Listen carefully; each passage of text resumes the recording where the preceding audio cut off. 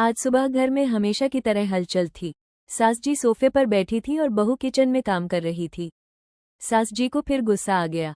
उन्हें लगा कि बहू कुछ काम नहीं करती। इसी समय पड़ोसन घर आए और उसने भी सास जी को भड़काना शुरू कर दिया। उसने कहा कि आपकी बहू तो बहुत आराम करती है। ये सुनकर सास जी और नाराज हो गई। उन्होंने बहू को कामचोर कहना शुरू कर दिया।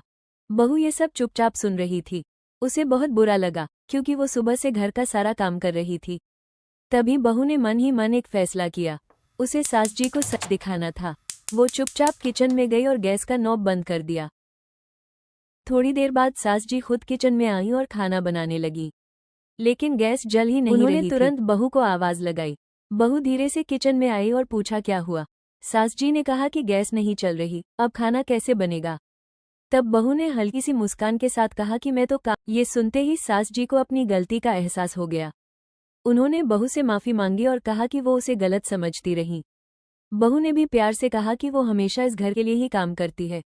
फिर बहू ने गैस चालू कर दी। सास जी मुस्कुराई और बोली कि आज खाना वो खुद बनाएंगी। दोनों साथ में किचन में काम करने लगी और घर का माहौल खुशियों से भर गया। इस कहानी से हमें यही सीख मिलती है कि अगर आप किसी को सम्मान देते हैं तो आपको भी सम्मान मिलता है।